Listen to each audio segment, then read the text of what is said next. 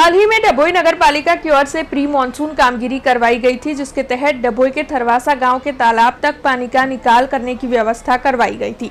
हालांकि इस वक्त जो बारिश बरस रही है उसकी वजह से थरवासा गांव में मौजूद तालाब ओवरफ्लो हो गया है और लोगों के घरों में पानी घुस गया है। वैसे आपको बता दें कि जिला पंचायत की ओर से इस तालाब को एक इजारदार को दिया गया।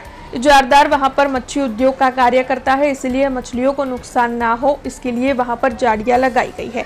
हालांकि इसकी वजह से ही तालाब ओवरफ्लो हो गया है और लोगों के घरों में पानी घुस गया है। इस मामले के मद्देनजर गांव के डिप्टी सरपंच और लोगों की ओर से इजारदार से बातचीत करने की कोशिश भी की गई है, लेकिन इजारदार ने लोगों से ये कहा है कि जो होता है वो कर लो, इस मामले में उसकी ओर से कुछ नहीं किया जाएगा। जिसके मद्देनजर परेशान स्थानीय अब इस मामले के मद्देनजर जल्द से जल्द प्रशासन संज्ञान ले, कोई हल निकाले और उनके घरों में घुसा हुआ पानी निकलने की व्यवस्था करवाए, ऐसी मांग साझा कर रहे हैं। डभोई तालुकाना थरवासा गामમાં 3 દિવસમાં જે વરસાદ પડ્યો છે તેનું પાણી આવ્યું છે। ડભોઈ નગરપાલિકા દ્વારા જે પ્રી મોન્સૂન કામગીરી કરી તેના આધારે આખા ડભોઈનું પાણી થરવાસા ગામમાં પ્રવેશી ચૂક્યું છે।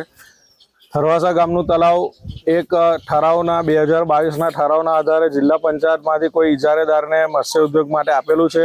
એ ઇજારેદાર દ્વારા એના મત્સ્ય ઉદ્યોગને નુકસાન ના થાય તે માટે ગામમાંથી આ ડભોઈથી પાણી આવે છે અને ગામમાંથી બહાર પાણી જાય તો બહાર પાણી જવાની જગ્યા છે ત્યાં એને આગળ 2 જાળી મોટી મૂકી દીધી, તેનાથી પાણી રોકાઈ રહ્યું છે।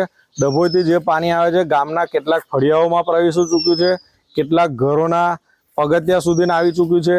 હવે આ વિષયની જાણ મેં તાલુકા વિકાસ અધિકારીને કરી કે આવો પ્રશ્ન ગામમાં એક થયો છે, તો તાલુકા વિકાસ અધિકારી દ્વારા એવો મને જવાબ આપવામાં આવ્યો છે કે એ તો ગ્રામ પંચાયતનો વિષય છે અને એ ગ્રામ પંચાયતે એનું જોવું પડે। તો ખરેખર આવા ઉચ્ચ અધિકારી દ્વારા આવા જવાબો વ્યાજબી નથી।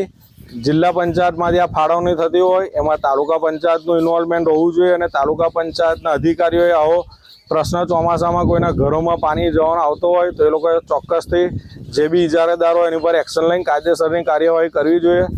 આ અધિકારીઓ દ્વારા કાર્યવાહી કરવામાં નથી આવતી તેના ભાગરૂપે ગામના ડેપ્યુટી સરપંચ દ્વારા મને જાણ કરવામાં આવી કે આવો પ્રશ્ન છે। તદુપરાંત ગ્રામજનોએ ગ્રામ પંચાયતના સભ્યોએ ઇજારેદારને ફોન કર્યો તો ઇજારેદાર તો ગ્રામ પંચાયતના સભ્યને એવી પણ ધમકી આપે છે કે અમે અફઘાનિસ્તાનના પઠાણ છે, કોઈ પણ અમને તકલીફ અમારા નુકસાન થવું ના જોઈએ નિકર જોઈ લઈશું। એટલે મારે આવવું પડ્યું છે અને અમે લોકો જાતે અત્યારે જેસીબીથી એ જે પાણીનું રોકાણ કર્યું છે અમે લોકો એને તોડીને પાણીનો નિકાલ કરી રહ્યા છે।